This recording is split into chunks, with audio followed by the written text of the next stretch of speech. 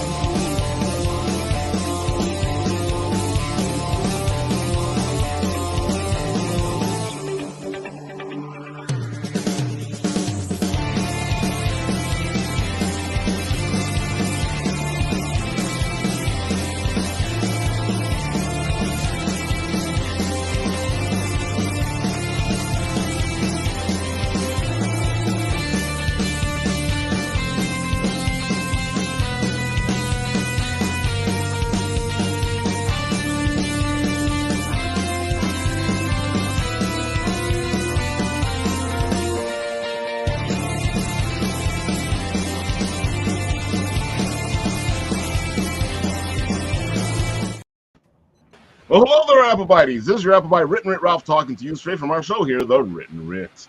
And today we have a plethora of guests all hanging out with us, having fun, geeking out, doing all sorts of beautiful geeky things. And folks, today's going to be a hot one, not just because the weather's hot. Not at all. Probably 90% why, but... That's about the weather, 90%. Yeah, 90 degrees. We're not catching a break for a while. Woo! Oh man! So Rob, you just finished kicking off your Kickstarter. I'm gonna do it to you. I'm gonna have you start off because that way everybody knows about your Kickstarter as we do the show and they can keep supporting. So Rob, tell them all the good stuff. Give them the spiel. I think Rob, we have a sound problem with your thing there. There we go. Is that better?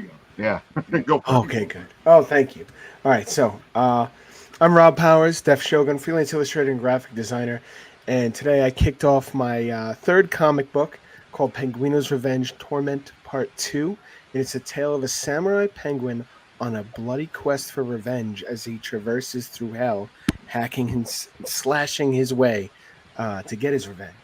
It's full of gratuitous violence, adult language, and foul, just dirty potty mouths all over. And Finley's back. And Finley's back, yes. His infamous little fishy friend has returned as well. It's 24 full-color pages, written, illustrated, drawn, colored, collated, formatted, designed by yours truly. Each page took a little under 4 hours to finish. Wow. That includes like all the sketching, the inking, coloring, and That's lettering. actually not bad. Yeah. Not bad. Pretty Not fast, bad. yeah. I feel like I kind of cheated a little bit though because I went a little minimal on the backgrounds, but only because it's a hellscape. So there's just like mountains and it's just a little cavernous. So I there's never really noticed. it's more atmospheric than anything, you know. So. Yeah, people barely notice the backgrounds. I put like some super Easter eggs into my backgrounds that like if someone actually looked, they would be able to predict what's going on. It's like, nope, no one saw it. Oh well. Oh man, see, and that's one of the things that people tell me, like you should work more on your backgrounds. I'm like, okay. No. But like when I look at like other like huge comics, like Marvel comics, I look at their backgrounds, it's very minimal. Yeah, you'll have like that one panel on the page where it has like a super detailed background, and then for like the rest of the establishing scene, shot. yeah, and then the rest of the scene, it's just like, all right, talking heads with like, you know, simple color, and it's like, all right, well, if they can get away with it, why can't I, right? Right, exactly. So, if you want, I could read through some of the Kickstarter here, and keep you guys up, let you guys know what's going on. So, a little bit about me. Hi there, I'm Rob Powers, a freelance illustrating, graphic design, pizza eating, penguin drawing nerd with a love for making comics. I'm a dad of 2 awesome kids and a husband to a smoke show. That is not a lie. With all that distracting me from making comics, it's a miracle we're here and you are here checking this out right now. Penguino started out as an idea, a character that was easy to draw, fun to write, and meant for a mature audience, or rather immature. At first, I wasn't sure I'd enjoy making comics. My ADHD brain hated the idea of redrawing the same character over and over and over. Now, after finishing a 217-page graphic novel, Penguino and his friends have become quite possibly my personal favorite thing I've ever created in 43 years of life, aside from my kids, of course. I'm supposed to say that, definitely. Well, I mean, one's like a collaborative effort. The other is like, you know, your Yeah. baby. So Exactly. So the story so far, to keep you guys up to date. So this is part 2 of, I'm thinking it's going to be an 8-part event. Because the story that I've laid out, I've already written everything. It's just a matter of me getting it down on pages now. So the story so far, after finding out he was slaughtered by an unknown assailant, Penguino vows to find his way out of hell and get his revenge. Finley, the guppy who gave his life to save Penguino just a few years ago, has suddenly been resurrected. With Finley attached to his hilt, Penguino ventures through the first gate of hell, shortly after cutting down the dragon of death, who has sunk into the lake of fire. Nice. And that was all in the first issue. And what an issue it was. Woo! This is issue 1 of Penguino's Revenge Torment. Love that cover. Thank you. also like great logo too. Yeah. Oh, thank you. So Rob, you actually do all that stuff because you know most people hire out, but you actually do the logos and all that other stuff. And you're pretty good at the Kickstarter stuff as well. Yeah, I did it all. The one thing I did not do was the logo. My wife designed the logo for me years ago when I was just. I see it as a partnership, so it's still you. Yeah, when I was just conceptualizing the idea of making a comic, and when I told her the title and I told her what it was about, she busted out that logo, and I've kept it ever since. She's amazing at those logos, man. She also did the tragedy logo, right? She's so talented. Yeah, she's so talented. Yeah, she's done a lot. She's done a lot of stuff for that tragedy as well. Phil Russert's work. So a few things you should know. The book is completed, so you're only waiting on printing and delivery, which means everything is done. Everything is done. The only thing that I haven't done is sent in the book to be printed. So depending on the print house, when everything is said and done, you should receive your book fairly quickly. This is a solo project, so everything from the books, the stickers, the rewards, and the Kickstarter was created by me. The comic was drawn by hand on the iPad Pro, and the story consists of 24 full-color pages, plus a concept page and a thank you section as well. What's up with the sketch cover? Are you going to be doing sketch covers, or do you have a sketch cover for it? No, I will be making sketch covers. So when the prints are ready and the books are sent to me, I'll have blank sketch covers that I will draw on and then send out to the backers. Wait, so you're going to have the sketch covers where other people can draw, and at the same time, you're going to be doing personalized covers for certain people? Yes. Yeah. Well, the way the sketchy situation is like so the $100 one is that one. Okay, go ahead. Yeah, you order that one and you get a personalized sketch cover drawn by me. Nice. And you also get a copy of the book that's the regular cover. So this way, if you wanted to, you can keep that one separate, and then you can have a reader copy. You know what I mean? I love it. I like that. I can see why when I was on your kickoff, you had a couple people going, I bought the $100. I bought the $100. Yeah. I saw that. I was blown away. I did not expect it right off the rip like that. I was blown away. Let's see here. So the way I'm going to be shipping everything, for those that are curious, all comic orders will be shipped using a sturdy Gemini mailer for you guys as well.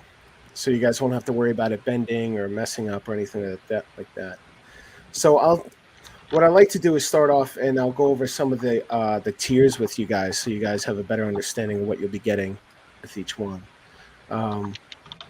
So the first tier is Digital Damnation. So you just get a copy of the comic in digital format, like PDF. So it's pretty straightforward. The next up is the digital deluxe. So you're going to get a copy of the book in digital format, PDF, but you're also going to get cover arts, which you'll get a few artworks in high resolution of the cover, of the covers that are available. You'll get concept art, and you'll get some wallpapers that I've created as well for your mobile devices. Then there's the digital ultimate. So you're going to get multiple books. You're going to get Penguinos Revenge Volume 1, which is 217 pages. You're going to get Penguinos Revenge Torment Part 1, and you're going to get Penguinos Revenge Torment Part 2, and you're also going to get all the cover art, concept art, and wallpapers as well. I like that you're doing that, because sometimes when people get the digital, they don't get any of the bits and pieces. Yeah, and I figured, like, some people don't want to, get more stuff in the mail than they probably already do. Some people just like to collect these files and just have them on hand so they could read them anywhere, So that's why I figured maybe I could just make them all digital so that, there's an option there for that, And people it costs nothing to you to do that too, which is the best part. Exactly. It causes no more overhead other than my time to make the book. But I mean, other than that, that's it. Yeah, no printing, no shipping, and shipping rates are also insane. Like, I've noticed a lot more backers are going digital now because they just can't do $6 for 60. Yeah, it's went up twice this year already, which is completely unheard of. Yeah, it's unbelievable. I want to say words that I'm not allowed to say on the show. But you get the idea. Words of frustration. I'm such a potty mouth. I don't know how we've gotten this far without me dropping 4 F-bombs already. But I promise it's most likely coming. I assure you. I don't worry. It'll probably be me first. Like 80% of the time, it's always Ralph. Yeah. Really? Something excites me, and I have to use a punctuation point. Oh, that makes sense. Yeah, me too. So, for the actual physical copy of the book, you'll just get your physical copy. You get Torment, and for being a backer of a physical copy of the book, you'll also get your name put in the thank you section. Love that. Well. Yeah, and that's for all physical tiers. So from here on out, you're going to be put in the thank you section. So for Torment 2 Deluxe, you're going to get your book. You're going to get a signed print, and you're going to get a sticker pack as well, along with the thank you section. And then for the double dose, great stickers. So, oh, thank you. Yeah, I love making stickers. It's like one of my favorite things to do. Like, aside from doing commissions and stuff, like designing stickers. Right. I love it. So how many stickers? Oh, sorry. How many stickers do you make as just a totally self-indulgent design, and you're just like, oh, I hope somebody will buy this? I have a file on my iPad in Procreate that's over 15 gigs of stickers. Amazing. And the stickers alone are only 20 megabytes a piece. To give you an idea of how many stickers I gotta have on there. Nice. It's a good addiction to have. I love it, and I have a mini fridge over here that's covered in stickers from other artists too. So. Nice. I plaster my sketchbooks with stickers. Yeah. We love stickers over here too. Completely ruthlessly. I think there's stickers everywhere in this one. Yeah. So double dose. You get the copies of the book. You're also going to get Torment number 1, Torment number 2, the stickers and the print signed, and again the thank you section. Not bad. Yeah. Yep. Because I have prints. Some prints already left from my previous Kickstarter with Torment number 1. So I figured I would put it to good use and maybe throw it in, to help save $1 on backing, that kind of thing. It's also a great catch-up. Yeah, absolutely. So the hardcover, Volume 1, we talked about this already, but it's Penguinos Revenge Volume 1. It was my first Penguino project, my first comic project. I jumped right in and made a hardcover, large format. So it's bigger than a comic. It's bigger than a normal comic. I don't have it with me here. Yeah, it won't fit in your box, guys. It's yeah, it's not going to fit in your box. There we go. There we go. Look how beautiful it is. Oh. Yeah. It's got to go on a shelf. Show the inside. Show the inside like the... Oh, look at that. There you go. Yeah. Glorious. Oh my God, it's so beautiful. Yeah. Love it. Yeah. There we go. Thank you, Gage. No problem, man. Yeah, we're as you can tell, we're fans of Rob here. I appreciate it. I'm pretty sure I have all the books he's done. But I think you I'm do. not positive. I have Corrupt Moon. I have Penguinos Revenge. Whoa. I have Penguinos Revenge Torment, and I have Cataclysm. Yes, Cataclysm. And That's then another book that I'm working on as well right now. And then I have one he did for me. Lovely. I can't wait till you show that one off.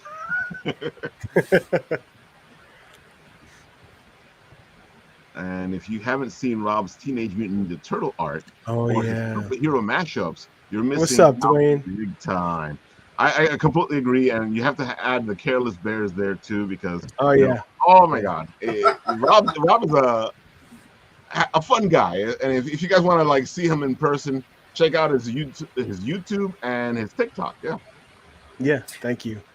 Yeah. I even have role-playing art that you did for me for characters for my role-playing game. That's right. That's right. Yeah. I'm excited to like really get into doing more with that because I've always wanted to do artwork for role-playing games or card games and things like that. You know. Dude, man, I can see you doing it. You know, your art style lends itself to it. Thank you. Especially because you want a nice little avatar of what you're playing. You know, I can see people hitting you up. Hey, this is what I want. Right. Of course, Dwayne is like, "What's up, homie?" All right, so I think what's the next piece over here, Rob? So we got the next tier is the Vengeful Spirit. So you're gonna get the copies of Penguinos Revenge Torment number 1, number 2, the signed print, the stickers, and a copy of Penguinos Revenge Volume 1 hardcover. And of course, your name in the thank you section as well. And so you'll have pretty much everything Penguino has to offer up to date from when he first started. I like that because sometimes you get a Kickstarter that doesn't, you sit there going, "Come on, this is the perfect time for you to give us everything, so we can actually just jump in." Yeah, exactly. You jump in, you get everything, and luckily, when I did Volume 1, it's all in one book, so there's not like multitudes of different books that you have to pick up. It's just that one book, and then Torment number 1 and 2, And then, of course, what we talked about earlier, the sketchy situation where I'll sketch a cover for you, and then you'll also have a reader copy of Torment Part 2. You'll get a reader copy of Torment Part 1 and a hardcover of Volume 1. I like the fact that you're giving them a regular book and the sketchbook because, sometimes especially with the sketchbooks, you don't want to like have it accessible where it can just. You don't even want to like take it out of the plastic. You just want to admire the. Yeah, no, I wouldn't put my greasy fingers on that. Are you kidding me? Same, and the only reason why I did it like that is because I'm a collector myself, so I know exactly what I would want. Yep. So. And then after that, it's just like the image gallery. So I show off some of the work that I've done for the book. Woo-hoo-hoo. That's cover A. This was the cover for for issue 1 of Torment. This is a concept piece of what I think could happen to Penguino if he stays in hell for too long and he starts to lose himself, that kind of thing. And here's just some panel snippets from the book that you'll be backing. That's, of course, his Penguino's funeral, which is so sad. Oh. And of course, Penguino kicking butt. Yep, that's right. Fighting his way through hell to survive for his very soul. And then, of course, while he's fighting his way through hell, his friends and his homies are topside trying to figure out what the hell is going on. Pun intended. Yeah, I was just thinking that, but I didn't want to say it. It's fine. I will always call out a good pun. Yes, folks, we have a lot of dad humor on the show, but this is the way it is. Yeah. I mean, I'm a cat dad. It makes sense. I do dad jokes. Dad jokes are great. I love dad jokes. I got a dad joke book sitting on the shelf back there. I got a dad joke book too. Just in case I run out, which I never do. Same. Never leave home without it. Oh man! So there you have it. That's Rob Powers, Penguinos Revenge. Go support while we're here enjoying the show and having these beautiful questions come up. And now our second guest, is Heroineburgh. And why don't you tell us everything, the spiel, give us all the good stuff. Go for it. Okay, Ralph. So I'm here. I'm the creator of Heroineburgh. It is both a live action television series, and we're now in our third season, and a comic book with 4 issues so far. 4 years of making comics, 1 per year. And it is about a fantastic version of the Steel City, also known as Pittsburgh, where a meteor explodes above downtown, giving about 30 women superpowers. And some are good, some are evil, and some fall along the spectrum or switch sides. And yeah, it's about those kinds of adventures, influenced heavily by 70s and 80s superheroine TV shows and comic book legends like George Perez and John Byrne, and then a few more recent types of things. There were some more recent, TV series and YouTube series creating superheroines as well. But we're the only ones currently in North America doing a live-action original superhero show.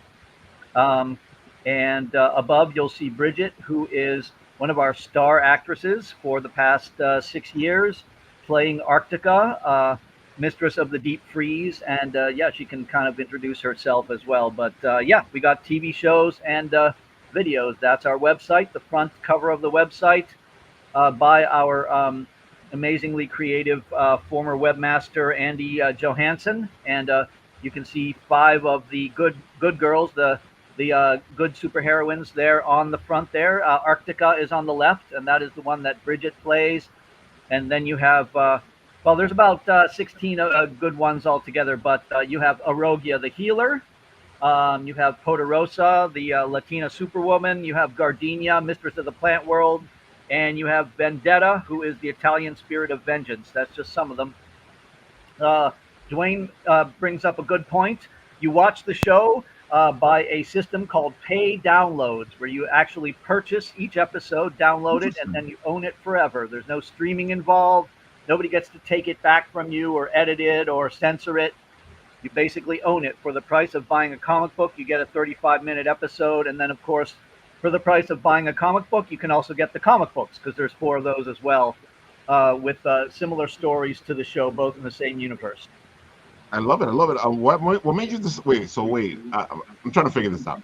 What came first, the comic or the show? Or the show definitely came first. It's 7 years old, and now that we're in our 3rd season, it takes about 3 years to make a season of 13, 14 episodes. Right. So now we're about to launch the 24th episode. 22 and 23 are out right now, and they're the first 2 of season 3. We also have a big series of custom mini episodes, which are our fans write for us, and we produce them. Bridget's been in a couple of those. And then, of course, we have the 4 comic books. Yes. I like the fact that you got the fans involved in all of this. Correct.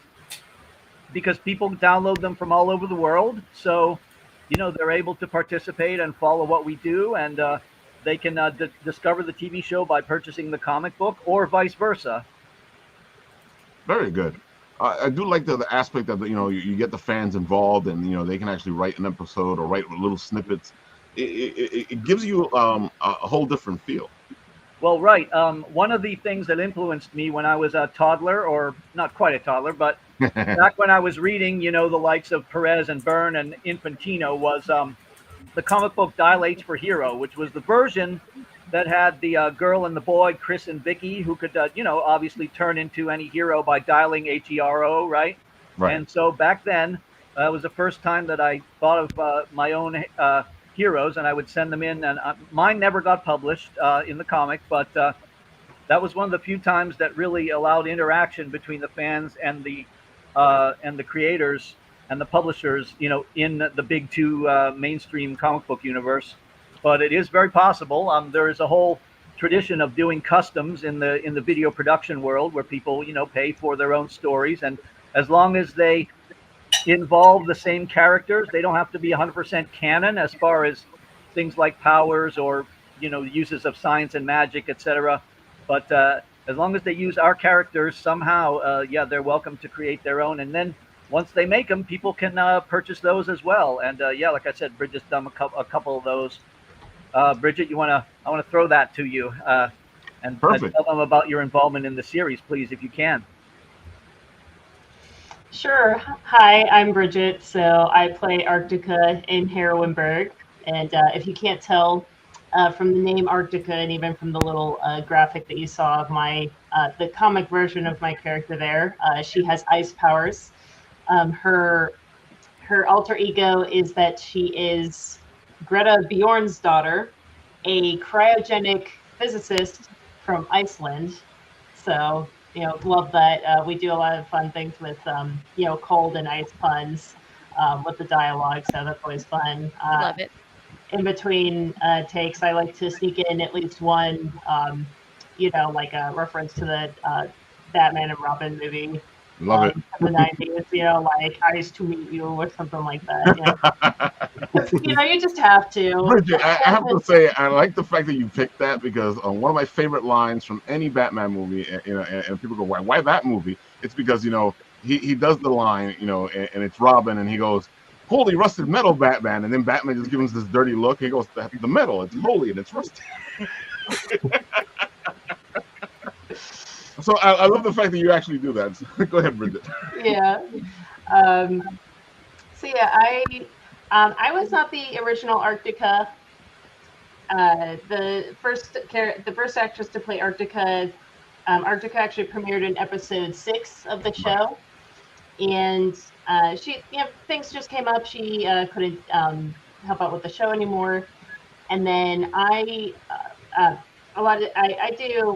try to do acting whenever I can. I audition for short films, and I do community theater. And I was looking on Facebook one day because I can find a lot of gigs there, and I saw a post, and at first I thought it was something for to play a superhero for a kid's birthday party or something like that. That's what I initially thought it was, and then I read through it a little more and I was like, oh wait, this is for a original show. Okay, so I sent the director a message, and we eventually got to meet up with him, and we talked about the character, got to try on the costume, got to try on the boots, which are fantastic. I gotta say that the costumes look really good. Sometimes I feel like some productions skimp on the costumes. And then they look like bad cosplay of what they actually should be. Right. Actually, we were pretty lucky because the costume fits me very well, and also the boots fit me really well. We've since upgraded, so the boots I have, they still look really great, but they're also a lot more comfortable now. So that's always nice. That's very important. Yeah, we went from stiletto heels to platforms. Yeah. Yes. Very smart move. Yeah. Again, I loved those boots. They looked great and everything. But at the end of a day, being at a con for a few hours, let's just say I was very happy to take those off. We understand.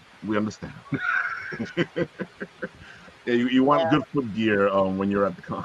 Yeah, as someone who has tried to do cons in heels, I have lots of regrets, and I'm sure I'm still paying for it, foot-wise. What else? Well, I first appeared in episode 13, which was a fun episode because it was our first a bunch of heroines all in one room together episode. So, if you had just wanted to tune into the show, this would have been a nice introduction because you would have been able to see everybody, all the Heroineburghs, at least at that time, meeting up in the Heroineburgh League. That's pretty good. Yeah, that was the first one that I was in, which was fun. And I've been in a few episodes since, and I have been in one of the custom episodes, and that was fun too. And also when we do custom episodes, sometimes there will be kind of like a cliffhanger ending, and mine does have a cliffhanger ending. We haven't gotten a follow-up to the custom one that I've been in. Hopefully one day we'll get to wrap up that little arc there. But that was also fun to do as well. Sounds like you're having a lot of fun with this, which is really important because it's. I feel like sometimes we take on things, endeavors, and we take them on more as a job. But it's always good to see what somebody's actually enjoying what they're doing. Oh, absolutely, for sure. And I think for something like this, you have to love it to be able to do something like this. You have to love going to conventions, talking to people, trying to talk to people, because I've done stage and things like that, so I don't have a fear of public speaking, but it is still a different skill to try to talk to people at conventions, to try to get them interested. Obviously I'm wearing the costume, so that's kind of like a good eye catch, but you still have to be able to try to quickly get people interested, talk about the comic book, but also talk about the show. But a lot of people get really interested right away because they're like, oh, I didn't know that people were doing something like this. And that way it's really fun because then we can say, yeah, this is something that we're doing by ourselves. This is something that we're doing that's kind of like, it is our own superhero show, but it's also a love letter to Pittsburgh because all of the actors who act in the show are from Pittsburgh or near Pittsburgh, grown up in Pittsburgh, love Pittsburgh. And obviously the writers are from Pittsburgh. The people who draw and do such beautiful work on our comics, they're also from Pittsburgh. It's printed in Pittsburgh. It's a huge love letter to Pittsburgh, and I love being a part of it. I love that because you know what? There's so many things where it's just like, all right, this is happening in New York City or Los Angeles, right, or San Francisco, and those are your only options. So it's great to see something outside of those three places. Mm-hmm. Well, we would be more similar to, there's a comic book that influenced me called Fem Force in the 80s. It's still around. I remember Fem Force. Mm-hmm. That was based in Orlando. The whole superheroine lead was based in Orlando, Florida, where the guy is from. He's still around making movies. And so something like that. Or, for example, Dwayne McDuffie's Dakotaverse with that Midwestern town, Dakota. Something like that is more of our style. Yeah, we have a campy feel. It's not dark, so we're not like 90s grimdark. We're more 70s and 80s colorful, campy. Although we take influences from today's stuff as well. I'm getting Adam West Batman vibes. Oh, I love it. Yeah. Yeah. So which is the best version of Batman, and anybody who disagrees with me can fight me. No, Adam West Batman is very important because Yvonne Craig and Eartha Kitt and Julie Newmar are kind of our three goddesses that we worship. And excellent. Then beyond that, of course, there's Linda Carter. There is Deirdre Hall and Judy Strangest. You know who they are? Yeah. I know Linda Carter. I'm trying to pinpoint the other. Ralph knows Electra Woman and Dinah Girl. Yeah. Oh, I know. Right. I know exactly what you were talking about. And then, of course, there was Joanna Cameron, who unfortunately passed away last year. She was Mighty Isis. So all of those kind of would be our kind of starting point, as well as a lot of other things that came later, Power Rangers or Roger Corman's films, Fantastic Four, or his TV show Black Scorpion is very influential on us as well. So, Rob here has a question. He's asking, how do you like the pay-to-view system? How do we do what? How do you like the pay-to-view system? Oh, it's not pay-to-view. It's pay-download. So it's pay to own. And I like it. I like it a lot because I feel that streaming gives you a much smaller piece of the pie. With pay downloads, we pretty much make everything. All we do is give a small percentage to PayPal, and everything else goes back. And that's important because each of these episodes, while the comic book basically breaks even, because it's not that hard to print 100 comics at a time in Pittsburgh, and that's why we don't really need to use crowd funds. Right. But with the TV shows, they never, those episodes really never break even per se, because we use CGI, we have an editor, all that stuff, and we do a lot of the same things that they do on the CW, but for 1/100th of or 1,000th of the cost. But nonetheless, I hope so. It's always nice to get a little much back as much as possible and the best way to do that is with pay downloads. And yeah, we're just kind of following the format that various small scale video producers use, and that's how I stumbled upon that. Yeah. Rob, you were going to say something? Yeah, what made you put the show out first before the comic book? I'm because curious. the show was influenced basically. I can give you a very short origin. In 2016, I randomly volunteered at a place which no longer exists called Pittsburgh Filmmakers. It was around for 40 years. And CGI does not get pricey with us. We use Adobe Premiere and Adobe After Effects, and we just go with whatever's in the package. We make the best of it, and that's it. So our editor has that, so it's not. And we also do cheesy practical effects too. Oh, we use, yes, in the true Pittsburgh tradition of George Romero and Tom Savini, we use plenty of actual special effects. Ketchup as blood, or cutting up a clothing to show that you're ripping out of your muscles, all those kind of things. Well, do you have an example of a cool special effect? Bridget, you have one? Well, one that I can think of is, so there will be, like he said, special effects where I'm shooting like ice powers out of my hands. But we did film one episode where I'm using that against one of the villainesses in the show, and specifically on her hands. So you see me, blasting my ice powers against her hands, and then we have a close-up shot where off screen we've got an aerosol like spray can, and so you just see like a bunch of white, forming on her gloves there. So it's a cheesy little practical effect, but you get it's still fun to like switch in and out of that stuff. That's clever though. Yeah, that's the fun stuff. Yeah, you want to we be actually able to built cheat and get something done and make it look good. Yeah, in episode 6, which was Arctica's debut with the first actress, we actually built pieces of ice out of plexiglass, and the bad guys were riveted to the spot with pieces of ice in their around their shoes. So we might do that one again. So stuff like that. Yeah, exactly. As far as no, so it doesn't cost that much to do CGI at all. But nonetheless, just between locations and actors and costumes and a whole bunch of other things, even a little bit of catering here and there, it does add up. And so it's nice to have the pay downloads to be able to pay for it. Yes.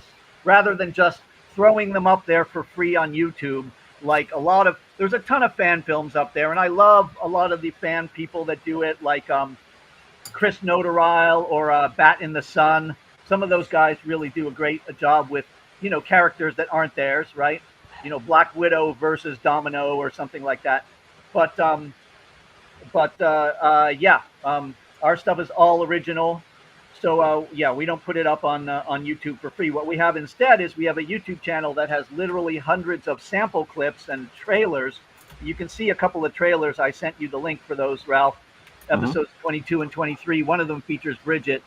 And those get, thousands of plays, to the point where our YouTube channel has almost 1 million views now, thanks to all the people looking at the clips, which is nice. Oh, that's great. We should play some of the trailers. I want to see what it's about. Me too. I want to see. I want to see.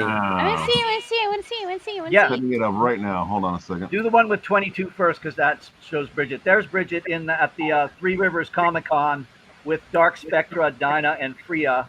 That was a good little vignette there where they're... Yeah. There you go. Right. 22. Here we go.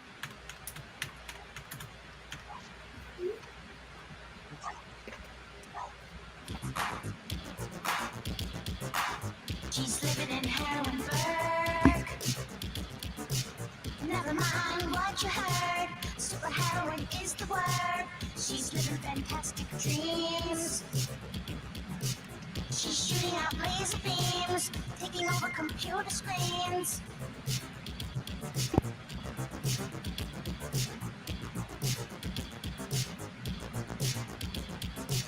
She puts her costume on, and she's feeling super strong. When deadly threats attack, she'll be ready to strike back. She's living in Heroineburgh. There That's you have it, 22. folks. Oh my god, That's, I love the vibe. I love the song. Tell me about the song, the theme song. Are you ready for the story? Go for it. Okay, so do you remember the 80s? Okay, so I try to in the remember it or forget it, whichever one. It's kind of like you try and then it never goes away because you remember the good parts. I do. Right. So I was in high school in the 80s, and in Pittsburgh, I was in Pittsburgh's very first all synthesizer band. There were bands before us that used synths, but we were like 3 synth players, a girl lead singer, and a drummer who played a Simmons kit. You know those hexagonal kits that Flock of Seagulls used? So we were basically a lot like Berlin, okay, or Missing Persons, right? And I wrote a song called She's Living a Plastic Life. And then like 35 years later, I took that song, which was, basically kind of a synth pop, like light industrial type of song, and repurposed the lyrics. And now it's called She's Living in Heroineburgh. And that's the story. Yeah, it's a song actually written in the 80s that sounds like it's from the 80s instead of, today's synth wave, which is all great, but, that was written yesterday. So yeah. It does sound like it's from the 80s. It literally it fits the vibe perfectly. It's Yeah. great. I love it. I love it. It's a song from the 80s, and it's supposed to remind you of, synth pop bands from the 80s. So yeah, anyway, I had a local singer, Meg, and she actually plays Priya's personal assistant in the episode. Authentic, that's right. We actually do 80s things. And Meg sang the lyrics to the song, the new lyrics, and my friend Jay, who has done several 80s tribute shows with me for Halloween, where we imitated bands from the 80s like Nitzer Ebb or Depeche Mode or Gary Newman. And so, yeah, Jay did the programming and Meg did the lyrics. And ever since then, we've had that as our theme song. And I'm told it's very catchy and you can't get it out of your head. It's like an earworm. There you go. It is. As all 80s synth pop should Exactly. Right. Like you can't get Aha's Take on Me. Same thing, right? Oh no, what have you done? Yeah, I know. you put it back It's in going to my be in head. my head for I like was the listening next to 2 that weeks. song on my way to work today. Yeah. There you go. Oh So my that's God. the story of the synth pop. As far as the other music in the series, we at times have used we've used over 20 different local bands from Pittsburgh as various soundtracks, especially in season 1, and then we have what I call season 1 transformation montage, where we have every single time a superheroine transforms from her civilian to heroic identity. There's about 25 of them in season 1, and then we back all of that up with a continuous soundtrack of local music. And the other music we use is all from that legend of stock music, Kevin MacLeod, also known as Incompetech. I'm sure some of you have used Incompetech in the past, right? Yeah, I feel like I've seen that name come up a lot when I was looking for like royalty-free music on like YouTube and stuff. Exactly. Yeah, no, videos. he's great. Yeah. He's like the biggest legend in royalty-free stuff. So between local music and that, we never get claimed on YouTube because we have the right stuff that passes the test. And that's what you have to do. Even we started to have Kadma do her own music so that we didn't because all the time was like copyright this and copyright that. I'm like, I'm getting tired of this because these are things that are not supposed to be copyright material. So Bridget can talk a little about how it feels to act out in an episode and kind of the process of using the lines and going to the locations and all that kind of stuff, interacting with the other actresses. Go ahead, Bridget. I'm just trying to think of where to start. How about episode 22, the new one? That one was fun. We filmed that one in some back rooms of this church in Pittsburgh, and I had worked with the one actress who's in that episode with us once before, but several episodes ago, and the other actress that I was acting alongside I'm sorry, this is episode 22, right? So that was, sorry, I'm thinking of a more recent one that we did. So, so just so you know, there's more than just 22 episodes. We have 22 was the one you guys did at Carnegie Mellon with. Oh, okay. Yeah. Well, that one yeah. So the actress that I'm acting against in that scene, I had just met, like a lot of times I'll meet the actresses like the first time they're on set filming the episodes, but we always have a good time with it because the all the other girls that I have acted with, like they always find it fun, and I remember me and the actress who plays Chlorina, who's the villainess that I'm fighting in that episode. I remember she in particular was very excited to get to do this, so we had some fun together. That episode is also fun because Arctica goes through, the title of the episode changes, so Arctica does go through some changes. So do you mind if I talk about that a little bit? Or do you want yeah. So, well, you can tell them about your specific change, but yeah, episode 22 introduces something. This is interesting. We introduced something that was first created in a custom for us a year earlier, a mineral called dranium, which is basically our version of red kryptonite. And what it does is it has unpredictable effects on every single heroine. And so it could do something different to each one. You don't know what's going to happen. And so that makes it very interesting. And what it does is it gives us a chance in some situations to create a brand new third alter ego where she basically has a dranium persona, and it's only temporary because she switches back. So, for example, in the episode 22, which is called Changes, and by the way, every single episode is named after a song from the 70s and 80s. And this particular one, of course. I gotta say, when you said Changes, I was thinking about the song, yeah. Yeah, so episode 22 or was it is Changes. Black Sabbath had one too. Also. Episode 22 is Changes, David Bowie. Episode 23 is Master and Servant, Depeche Mode. So anyway, Arctica, Chlorina gets a hold of some of this dranium because it's being distributed to the villains because they think it's going to make all the heroines weak, but actually it doesn't. A lot of them, it changes them into an alternate form. And Bridget, why don't you tell them what your alternate form turns out to be in episode 22? Because it's super fun, really. It is. So normally Arctica, in her alter ego, she's a cryogenic physicist. She has ice powers. So when exposed to dranium, she transforms into the character Quanta, the queen of quantum physics. And her power is that she can affect the probability of everything around her just by snapping her fingers, which, well, I'm wearing gloves, so it's a little bit hard to do that, but, we could just add in the snapping finger sound effect later. So that was really fun.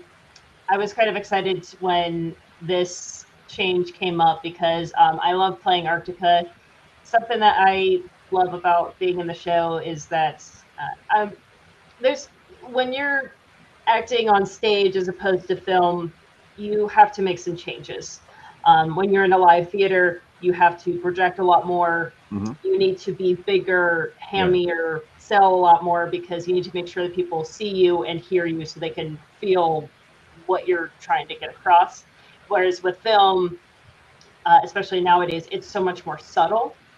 That being said, I do appreciate both forms of acting, but my first love has always been theater, and I grew up in a household where my mom and my grandma showed me like their favorite black and white movies, from like way back in the day, and some of those are a little bit, they're kind of like plays on film, almost like that's the acting style. Mm-hmm. So I know that's obviously not in style with film right now, but it's something I still really love. So whenever I play Arctica in the show, I kind of go for that sort of almost kind of stagey, kind of hammier acting, because that's what I love to do. And so when I play Arctica, I try to put like a almost serious heroic tone in my voice when I'm talking. But when I found out that we get to have this alter ego, Quanta, the other thing about Quanta is that she's we don't quite know where she's going just yet, and even expresses in the episode that she's because she's this brand new character, she's even kind of like trying to figure out what she is. But I will say she is a little more chaotic.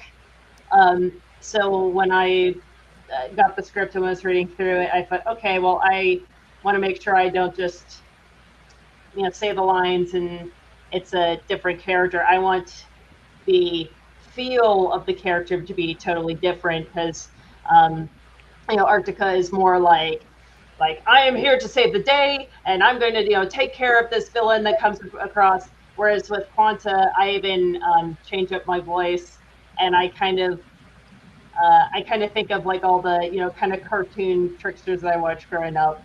So when I'm Quanta, I kind of talk like this, and I'm like, oh, well, I'm just gonna change this now, haha, bye, like that, just so that you get a different feel from that character too. So it's not just that there's a different costume; that you can tell that there's a different person on screen now. So that's been fun for me to be able to embody two different characters in the same show. So it's a little more variety for me too. I love it because one of my favorite things is watching Christopher Reeve be Clark Kent and Superman, and it's the one time where you understand why people didn't know that Clark Kent was Superman. Two different guys, completely. Exactly. And he does a great job at portraying each one. And one of my favorite scenes is when he takes off his glasses and he turns into Superman because he's about to tell Lois, but then he decides not to tell him, and you see it all come back down. It's amazing.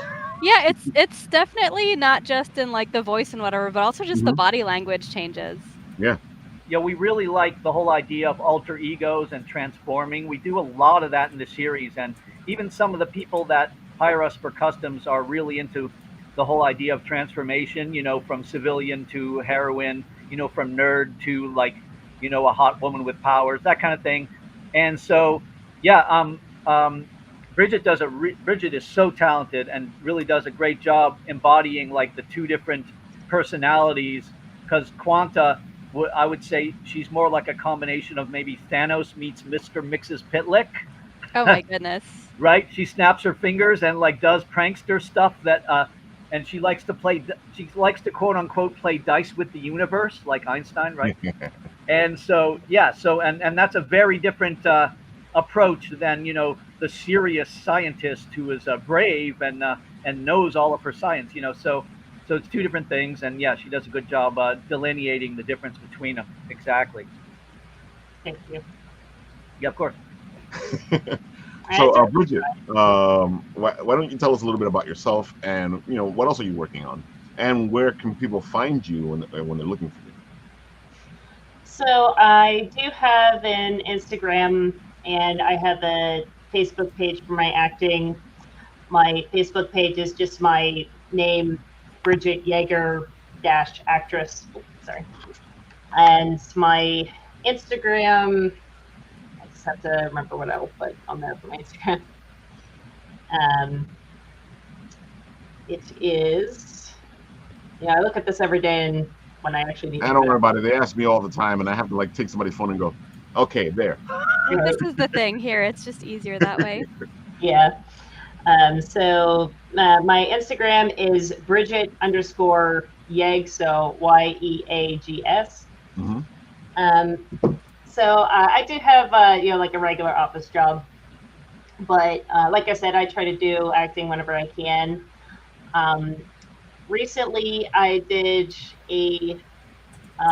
I helped with a team for the Pittsburgh 48-hour film project, and if you're not familiar with the 48-hour film project is, it's really fun. Basically, it's a competition. Takes place in cities all over the world, not just in America. It's funny that you say that because we did that a while back. Oh, okay. Yeah, we did it was AT&T sponsoring it. Is it exactly what it sounds like, where you have to make a film in 48 hours? Yeah. Exactly. I would die. Yeah, so that means you've got to write it, you've got to shoot it, and you've got to edit it and add the music, any sound effects, anything like that, all within 48 hours, and it is as difficult as it sounds. Oh, definitely. Is there like a guideline, like how long does the film have to be, or can I just like video my cat for like 3 hours and call it a day? No. It's between 5 to 7 minutes, and the credits can't count towards the total. Yeah. run They give time. you a lot of limits.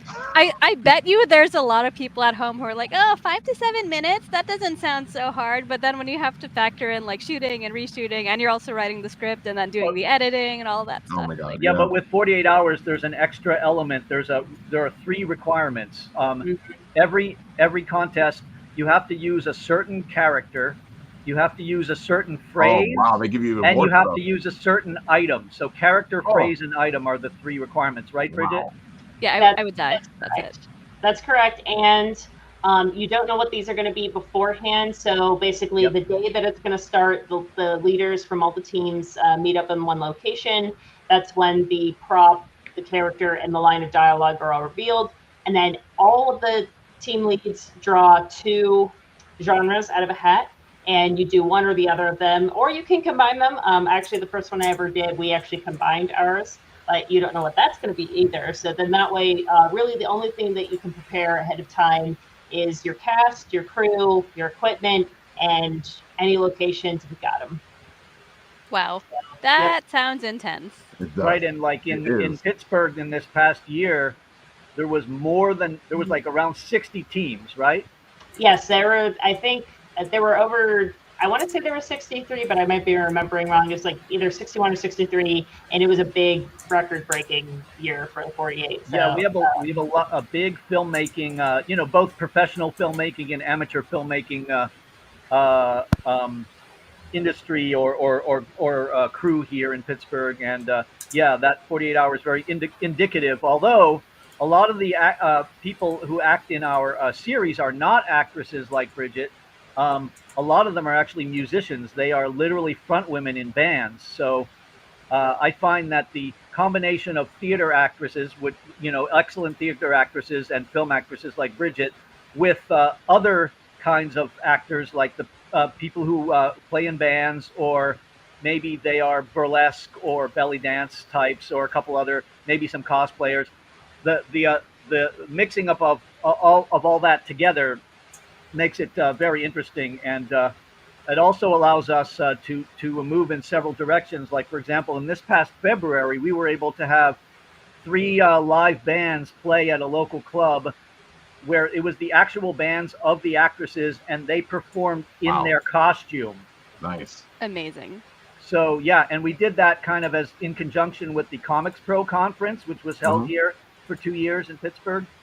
And so we can do things like that because of the many disciplines which cross over from comics to music to live action to theater, in our series. And it's great because you're also getting a lot of different perspectives, like within the cast. You're not just getting like, someone from an acting background. You're getting just like all of these people with different experiences, just like bringing like a different flavor to the table. And that's really cool. Yes, Bridget is great at being the master thespian, and then we also have the women who are in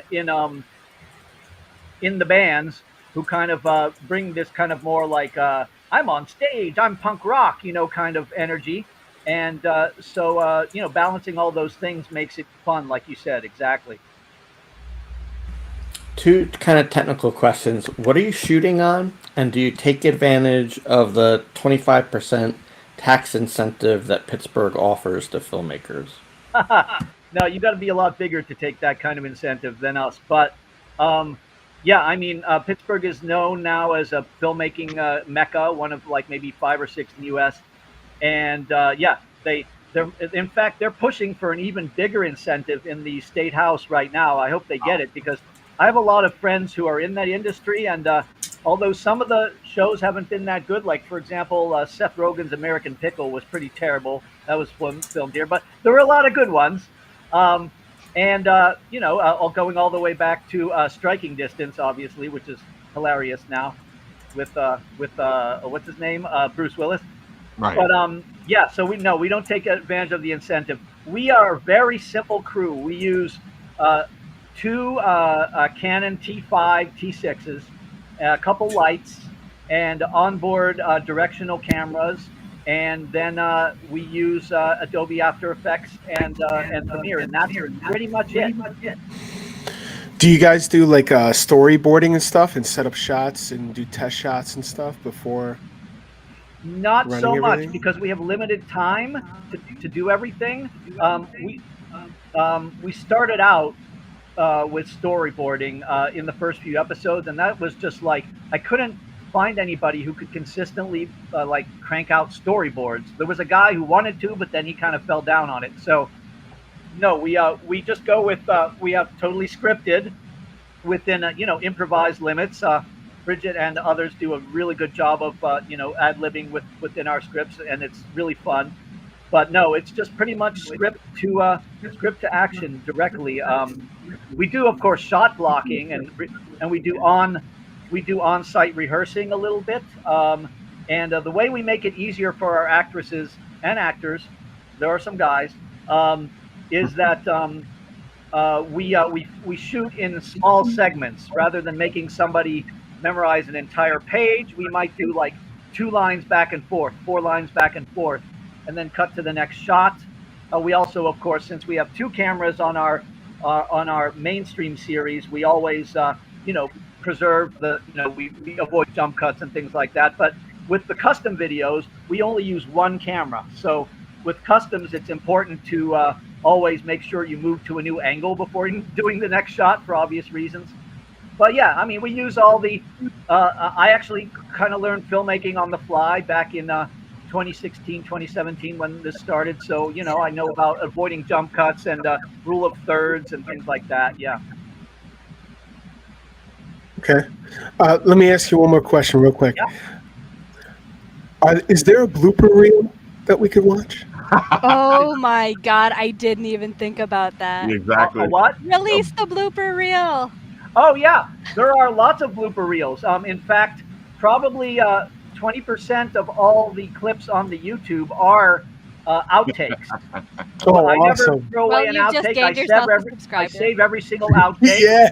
And I mark some of them bloopers, and then at the end of a shoot, we usually put one up, every month or so. So yeah, I would say if you go to the YouTube, you'll find that 15 to 20% of the clips are actually some sort of outtake. Where if it's not like an outright blooper that makes you laugh, sometimes it is, and then sometimes it's just somebody did something slightly wrong and we have to do another take.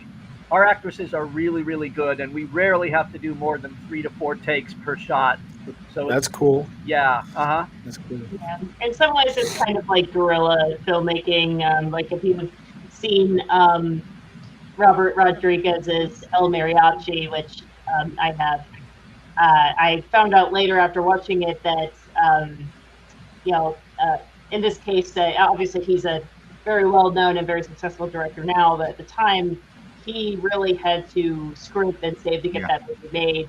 Definitely. And I found out later that most of the shots in that movie are just 1 take. So not too dissimilar from that, although our director thankfully does not have to go and literally sell his blood plasma in order to get this movie. No. I gotta say, I completely understand. We've done guerrilla filming, and we sometimes you have to. Oh, Yeah, I no. would say that probably, as Bridget has seen, like maybe 1/3 of our filming is guerrilla, and then the other 2/3 is in controlled locations. So like I said, when we used Carnegie Mellon, we didn't ask them for permission. If anybody knows, that's one of the 2 big universities in Pittsburgh, Carnegie Mellon and University of Pittsburgh, and we filmed multiple times at both of those places. Yes, I'm not familiar with that Rodney Dangerfield reference, but I'm not surprised he made a joke about Carnegie Mellon, given that the word melon is in it. It kind of jokes on itself. I didn't even feel the need to say anything. Right. Yeah. So you could definitely bring a melon to the shoot, but so we'll use it's really resourceful to go to universities on Sundays when nobody's around and the rent-a-cops are in short supply, and just find places you can use that are out of the way and there's not a lot of students walking through. And for example, there's a walkway that goes above the main avenue at University of Pittsburgh. It goes from the dorms to one of the buildings, and basically on a Sunday we just went up there and we had it substitute for cyberspace. Like one of our heroines, Cybrina, she travels in and out of cyberspace. She's kind of like Tron meets Eon Flux or whatever. And So, she travels into cyberspace, and it's a nondescript tunnel that looks very 70s, like, straight out of THX 1138 or something. And, she's in cyberspace. She's fighting computer programs that just happen to look like two men in black with or Matrix guys. And we do all of that guerrilla style, and back alleys near my neighborhood that we use a lot. So it's a lot of fun, and Great job. But the comic books, man, the comics. Go for it. What do you want to say about the comics? Well, Bridget is familiar with the comics because actually, Arctica, the character, is in all 4 issues. She plays a major role in 2 of them with like major no, 3 of them. She's in 3 of them doing major fights against villains. And then in the 4th one, she just calls the heroines to, she's on monitor duty at the League headquarters. But yeah, you can see there that she is in fact on the cover of episode number 1, shooting her ice powers right at you. And you also have Lunessa, Spectrina, and Ex Machina there. And you have the Cathedral of Learning, which is the 2nd tallest university building in the world at the University of Pittsburgh. And you have some of the downtown skyline in the background there. You have the Lebanese superhero Jania flying above the point, the 3 rivers downtown there. And, surrounded by a few birds who like to hang out with her. So, we have 4 comic books. So basically, if anybody understands the concept of an annual, right, like a DC or Marvel puts out annuals for some of their books, that's kind of what we are. It's an annual that comes out once a year in conjunction with the series, and it has all the same characters but slightly different stories. And you have issue 2 there, Poderosa. She is kind of a cross between a Power Girl and Lois Lane. And also a little bit of Latino action in there, as she is Puerto Rican. She is our tribute to George Perez. We want her to really look like a heroine that Perez might have designed in the 80s. And there's 4 villains, including Chlorina on the cover number 3. By the way, the guy that does all of our covers, he works for DC Comics. He has over 700 credits as a colorist for DC. Wow. Recently, he colored Young Justice, but before that, he was working on Green Lantern and Metal. And his name is Jason Wright. He also colors for 2 different crowdfund people as well. And he's from Pittsburgh, and he is the 2nd most prolific guy to ever work in comics from Pittsburgh. And there's his cover for issue 4, which is brand new. We just debuted that last month. And there you can see Kali Yuga, the Destroyer. She's one of our villains, and also an evil version of Ex Machina. And you can see Cybrina there. She's in the blue and red, looking a little bit like Tron. She kind of has an 80s appearance with her short blue spiky hair. And that one in the red is Hellfira. She's the heavy metal superhero. She has super strength and the ability to shoot fire from her hands. So her boyfriend's in a heavy metal band, and she does a lot of the roadieing for him, carrying his heavy amps around. But when he's in trouble, she's the one he has to call to save him. So there you go. So that's the new issue number 4, and it came out recently, although it has a cover date of 2023 because it took a while to make. But that is. We understand the comics take a while to actually happen. Oh my God, do they take a while? So literally, comics take a lot long. One comic takes a lot longer to make than one episode. So it might take 3 months to put together and release an episode, but it literally takes a year for us to make a comic. And like if I was doing 12 of those a year, man, I wouldn't be able to do anything else, including work like 7 other jobs, which I have. So yeah, 1 comic a year is enough for me. And, a season of episodes usually takes about 3 years to make. And then, of course, we have the customs, which basically just take 2 days. And that's nice as well. Different modes of creation over different durations, I think, is a good variation. So, question about the comics. Like, let's say somebody hasn't watched the show and they pick up the comic. Like, do they need to have watched the show to get what's going on in the comic? Or is it just, like, 2 separate things? Bridget, you want to tell her about that?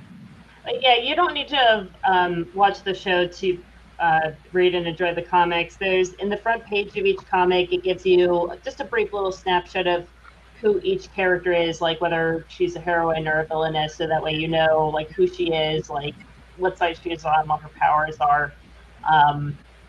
I would say they can be enjoyed independently of each other. Like he said, the comics, they do follow the events of the show, kind of, but like, you know, you can enjoy them without having seen the show, and vice versa too.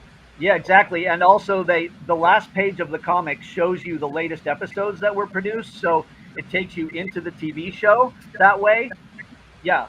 So no, you don't need to know anything about. And another thing, the comics are designed to be like similar to the comics I read in the late 70s, early 80s, where stories usually lasted only one issue, or in fact there were several stories per issue. Love it. Love it. Yeah, a good barometer of that would be Dilates for Hero, which happened. It was the backstory in Adventure Comics to Supergirl, and then it took the front story for a while. And so you would have these 2 stories per issue, and they would all resolve, and yet they would also lead into more things that you could discover in the following issues. So everything is self-contained. Everything follows the Stan Lee formula of everybody's comic is, everyone has a first comic, and you don't want to trap people into what Marvel and DC have done lately, which is that decompression writing for the trade type stuff. That's not what we do. I appreciate that, because there are some times where you pick up a comic and you're reading through and it's like 20 pages and like not a lot happened, and they're like, oh, the big fight's going to be in the next issue, and you're like, really? Or it's in the other book, that you don't even collect. Oh yeah, you're lucky if it's in the next issue. Like you missed the one like 3 books ago or like 4 books ago, and you're like, oh, I gotta go back. Right. So we don't have any issues where people sit around talking about food at a diner, like so many books today. Every page has a use of superpowers or a display of a costume or a fight, and everything moves the story along at a very brisk pace. And like I said, they're pretty much all self-contained, although issue 2 and 3 does have a 2-parter, but you can still read them independently. So you don't have to know anything about the series at all to enjoy the comics, but the comics will transport you into the universe, which allows you to start enjoying the live action and watch Bridget in action. So Heroineburgh, one more time, tell the people where they can find you, so that the information's out there. Go for it. I really appreciate that. Yeah, thanks. We are at Heroineburgh.com. There's nothing like that else other, and you're showing the website right now. That's actually the page that sells the 4th comic book. People can order the comic books directly from our website, as well as download all the full-length episode and the customs, or they can buy the comics at about 200 different stores around North America. We go direct to all those stores. We don't use Diamond. And right, you're showing a wise move. Well, it's we're the only ones doing it to that scale at this point. A lot of people used to do it in the 80s. Ninja Turtles started like that. Season 1 is right there, episode 1, and so on. You can check those out, and you download them one by one. And just make sure you have enough memory on your computer, and put them on thumb drives. In fact, we can give you an entire season on one 16-gig thumb drive at a convention if you feel like it. Anyway, Heroineburgh.com is where you purchase everything. And then we have a full complement of social media. We have, of course, Facebook, Twitter, Instagram, and YouTube, as well as a DeviantArt page. We do get some fans from that. So, everything's pretty much at Heroineburgh.com. And if you want to sample what some of the episodes look like, the best way is to go to the YouTube, because all of the episodes are labeled, by number, and you can see a lot of, like I said, a lot of the outtakes and bloopers and trailers going on there. And also our constant appearances at Comic-Cons. We do about 15 Comic-Cons a year. We just came back from doing 5 in a row. Bridget was in New Jersey. Bridget was in South Jersey at Phillipsburg, which was a great place to be. It was fantastic. And then Bridget also, what was the other one you did?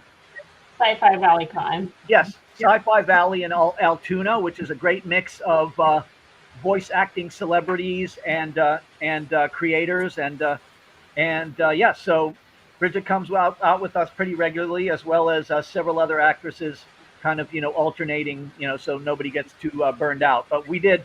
Speaking of getting burned out, I just did 5 cons in a row for 5 weekends in June. How are you even awake right now? Exactly. You know, and it's funny because we met him at Garden State Comic Fest, you know, Yeah. and that's where I was like, hey, come on the show. And we were at Heroes Con the weekend before, and then we went to Hershey with Sabrina the week after. That was Sabrina's first time on the road with us. And you know what was cool about that was this was the first time we did this. Sabrina is one of 8 women who are in bands. She is the lead singer and a guitarist for a band called Hemlock for Socrates, which I guess you can get the reference there. They're kind of a goth duo. She and her husband do, kind of a goth sounding dark wave type thing. And the Saturday night between Saturday and Sunday at Hershey, they played a show at a club in Harrisburg, which was very close. And yeah, so we were able to kill 2 birds. And I would love to go out with a few more actresses who play shows, and actually a handful of people even came from HersheyCon and saw them play. So that was really fun. I like combining, killing 2 birds and combining different functions and genres and media. I tell people all the time, and you're doing it because they're the actresses from your show, but having a representation of your character at your booth is an amazing thing, and that catches people's attention. Right. So what's interesting is we really have to. I have to, and Bridget does too. We have to repeat endlessly, literally, that first of all, this is a television show. This is number 1 that you can buy. Number two, you are meeting the actress. You're not meeting a cosplayer. Like they're like, oh, I like your cosplay. I'm like, yes, but so it's like, I joke here. It's like meeting Scarlett Johansson, but less famous, right? So I love it. Yeah. So yeah, there's Bridget, and that's literally her actress page, and she is fronting the table there at Phillipsburg Comic Con, which we had a great time at, and we are part of a larger. And in addition to drive home the point about make more comics, which our late lamented Eddie Piskor was always saying from Pittsburgh, make more comics.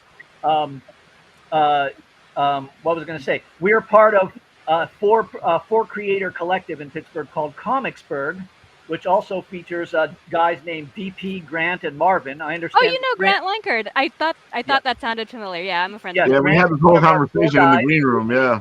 All 4 of us were at Heroes Con, so we made a big representation there. We went out there also with Poderosa, that's Christina. But yeah, so look out. Comicsburg as a brand is available. There you go. That's the actual logo. It's a black and gold bridge from the city of Pittsburgh. Thank you, Bridget. Looks excellent.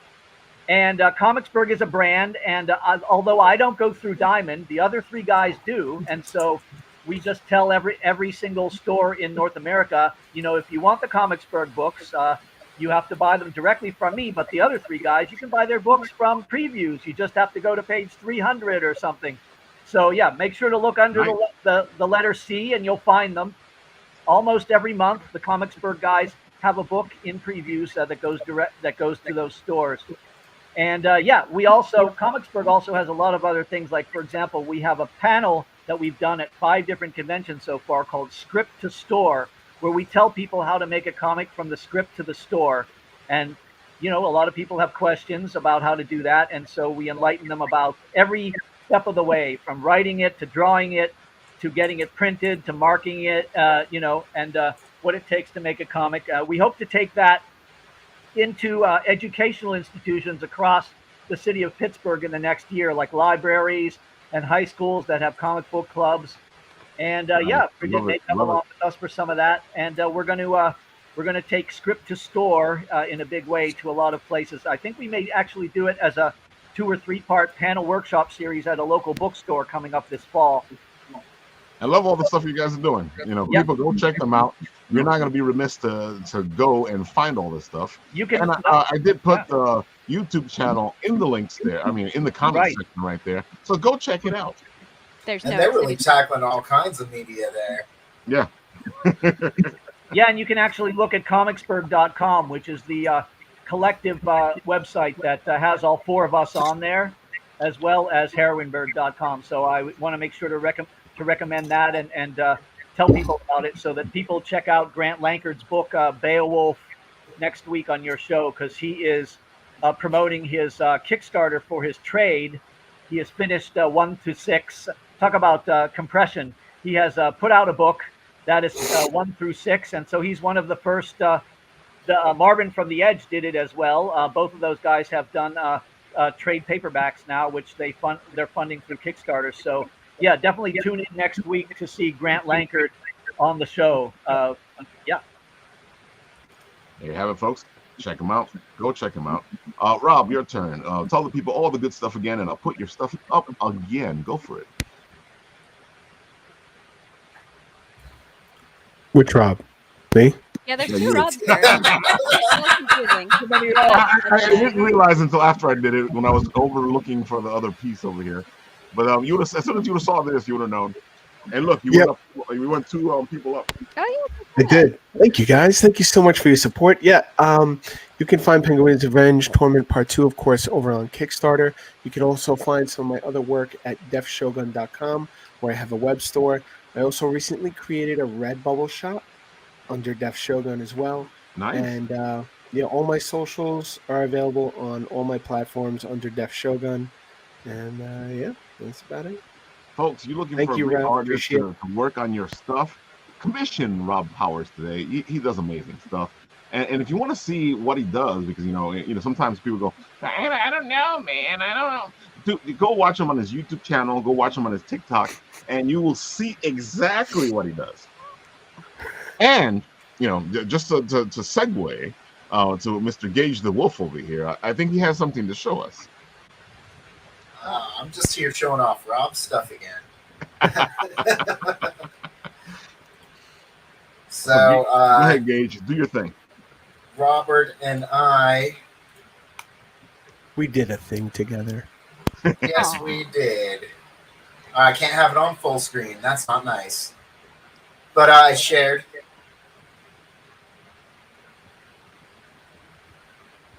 Right? Okay, there you go. Oh, you shared. I see it here. Okay, here we go. So, I'm doing 2 books this year. So when he was talking about doing 1 comic a year but he's doing all kinds of other stuff. So I understand him. I'm doing 2 books this year, Godslayers Episode 3. And then I worked with Robert to do Godslayers Origins. Mm-hmm. And this is his cover. And this tells the backstory of the Godslayer and the sword. And so this is 24 pages. And I will show you guys some of the pages if I can get it to pop up. Let me see. Magic. Oh my god. Yeah, when you showed me the preview of all this stuff, I was like salivating. So this is actually page 3. So Mario did some work for this one too. Page 1, 2, and 9 take place during Godslayers Episode 3. So Mario did the intro where they're in Godslayers Episode 3, and then when we go back into the story of the Godslayer telling the past, this is all Robert's work. As soon as I saw it, I can tell it's Rob. And this will be premiering at Silver Age Comic-Con in Reno. That'll be the first place I sell it.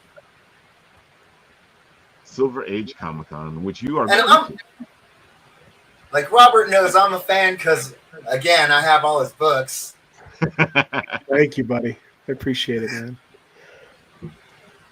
Yeah, and you can go pick up the Rob book at Silver Age Comic-Con and hang out with Gage the Wolf, because Gage the Wolf is a great guy. Agreed. So, and I want to show these off too, Robert, if it's okay. So not only does he do comic books and stuff, but I'm a huge nerd and do role playing constantly. And so these are our characters from my role playing game on Sunday that I'm always talking about. My best friend Dave plays Akihiko, who's the one with his shirt on. And I play Itachi, which is the guy with his shirt off. Oh, wow. And they're the Yamamuro twins. And we play in Warring States, Japan. And Robert does awesome, just role-playing character work, too. So don't don't hesitate to get his characters for that stuff. He got this came out range. really cool. Oh yeah, man. Yeah, I love this. I like the mythological characters that have like foxtails and stuff. Yeah. So our game is actually all about yokai, and so we're twin kitsunes. There's a Tatsuryu, which is like a dragonborn in our group. There's an anime, which is like a water elemental, an Ondine. And then there's also a oh my gosh, a Sarigami, which are the monkeys, like the Monkey King, and then a Kijin, which are the ogres. And I eventually want to get all the characters done, but money has not been my friend recently. Dude. Start selling We that know plasma. that struggle.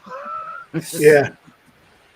Oh man, But he did the work for Godslayer's Origins Episode 1, and that is, it'll premiere at Silver Age. I'll have it at Elko Comic Con out here in Nevada. I'll have it in September at Kaboom Con in Carson City, and at Lake Tahoe Comic Con also. So I'm gonna be getting this one out there, and then I'll be finishing up Godslayer's Episode 3, and I'll be kickstarting Godslayer's Episode 3 and Origins together. Nice. And Yes. for your folks, just to put them all up here, there's Elk Pop Con, the Silver Age Con, and I think I have the other one. Here we go. Kaboom Con. And this will be my second time at Silver Age and my second time at Elko PopCon, and we even do a panel there to share what advice we can for making comics. You know, not all of us are starting, but we can at least share the mistakes and pitfalls we've run into.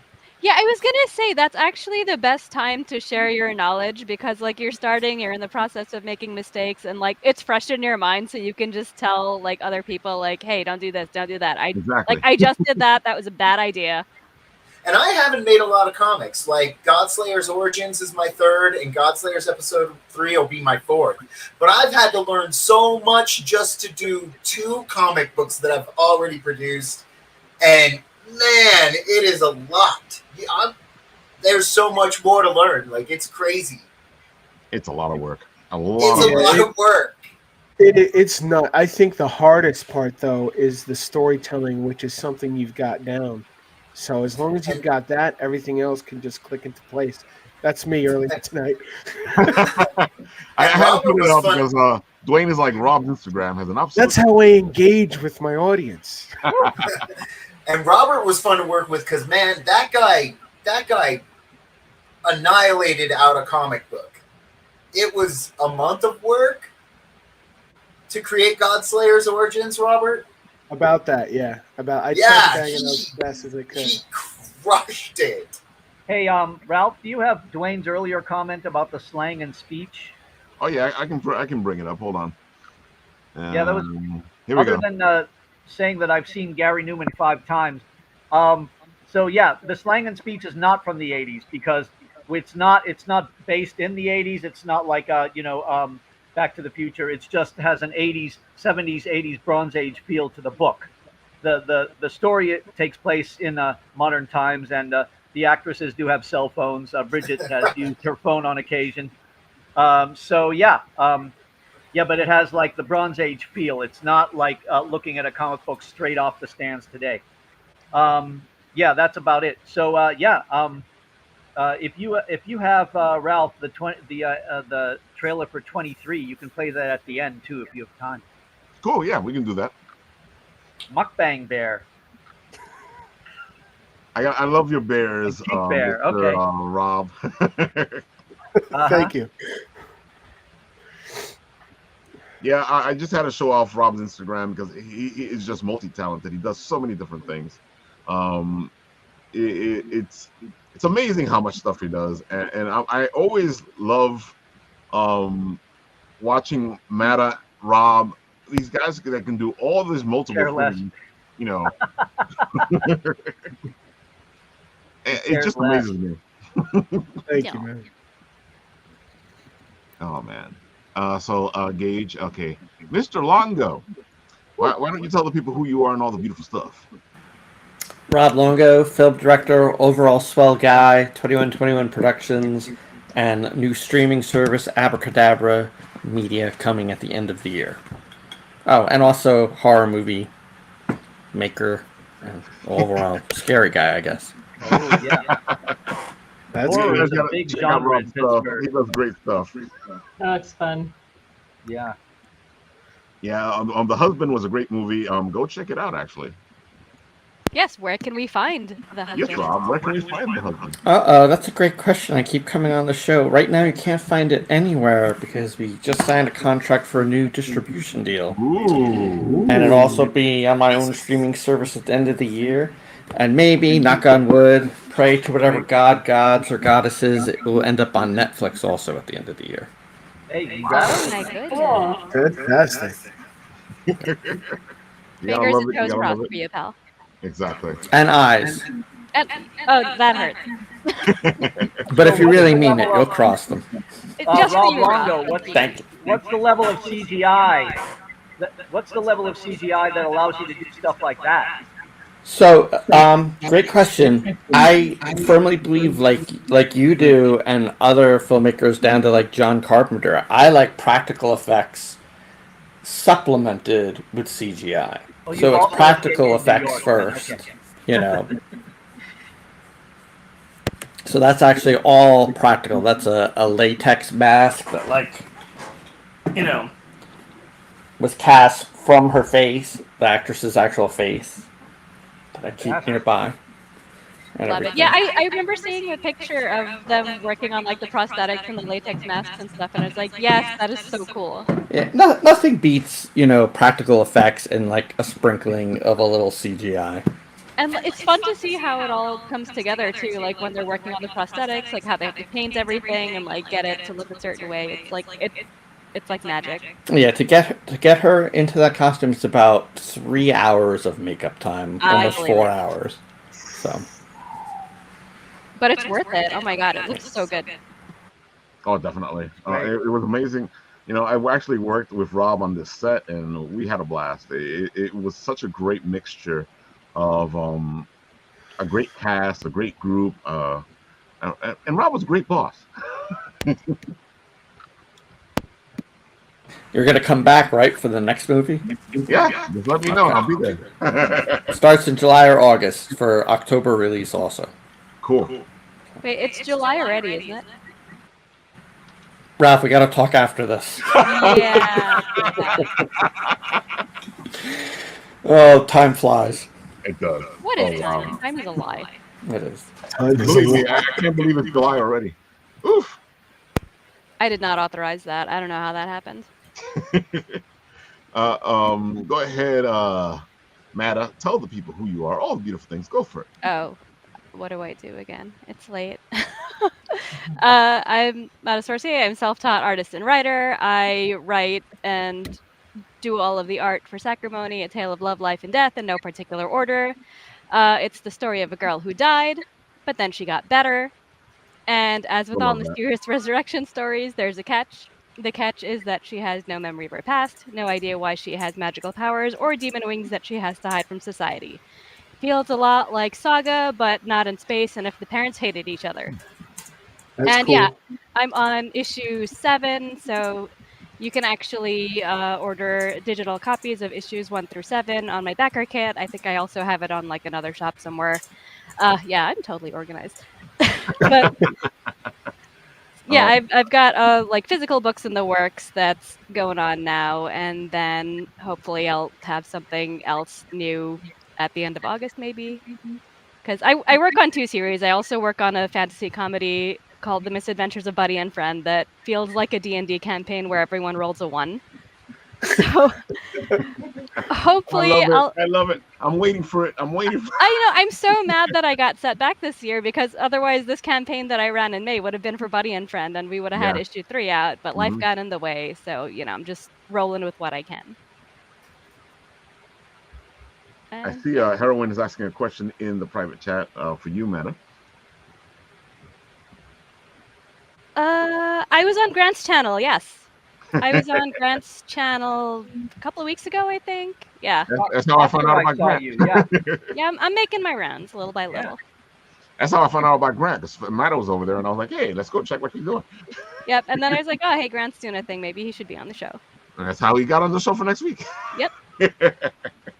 Small world, small comics world. Oh, it's it's so funny. People always talk about, oh yeah, it's a big world. No, it's a small world. No, like once you start meeting people, then and you're like actually genuinely friends with them, and you're not trying to get something out of them. Then like you meet other people, and then they introduce you to other people, and then you just kind of make your rounds. That's how networking works. Yep. So Gage, you were talking about this. Go ahead. Since you know more this is my buddy Stephen Yu's campaign, and he's actually going to be at Silver Age and Elko with us. Nice. He also did a cover for Godslayer's Origins that I have posted on Tenebrous Anima Comics and on my Facebook. He's a favorite artist of mine at Silver Age. I met him. He did a Usagi Yojimbo piece that's hanging in my office. I love it. Like I spent everything I made at the con on it. Look what Rob is showing off. Yes. Yes. Yes. Wow, So hold on, let me show you this picture then real quick. I'll actually turn on my camera and show you. Oh, now we're showing off. Hold on. Yeah. Wait, what was the other one, Robert? If I can get it with no glare. Oh, that's awesome. Oh, wow. That is amazing. Yeah. Okay. So his current campaign on IGG is a retelling of the story of Joan of Arc. She was, it's the story of Joan of Arc where she was betrayed by the French, burned alive, and resurrected by God for revenge. But it's got like guns and magic and dark lords in it. And so I wanted to just bring it up. He'll be at the con with me, and his Indiegogo is up right now. So you can see both of them, and especially you can get a issue from Mr. Gage over there, where it's going to be the first time a premiere of his comic book. And if you are at Silver Age, unlike us, you can actually get an issue, right, Gage? Yep. Oh, Gage, you should show them the thing too. The thing. I shared it. The thing. Oh. Yeah, my computer's. Oh my God! Look at that. That's so sick. I meant the necklace too, but yeah. I was showing them that before the show. Off, in the green room. Yeah. Oh, I did not realize my camera was still on. You guys are watching. All right, but yeah. So Mata made this for me, and this is Dust's necklace from Godslayers. Damn. Yeah, my hidden talent is that I also make jewelry on occasion. That's cool. And so when I launch my Kickstarter, I may make a few of these for the Kickstarter. Excellent. As a stretch. Well, not as a stretch goal, but as a tier. You're just making me want stuff. That's not nice. It's a hunger too. I love it. Oh yeah, I know. I'm that kind of person. I like that kind of stuff. So. Me too. My office is full of it. So, like I said, I went to Comic-Con to sell Godslayers, and I wound up parked next to Steven, and I just kept staring at Usagi all day long, and I was like, man, that's going to go home with me. Oh, my God. As you can see, folks, we're a bunch of geeks here. I see we are way over our time. Well, that's what happens when you geek out. I'm like barely awake. I'm hanging on by a thread here. I know. That's why I'm about to do what I usually do here. On this show, I just tell you, it has been a pleasure. It has been fun. I'll press the button, and where it stops, nobody knows.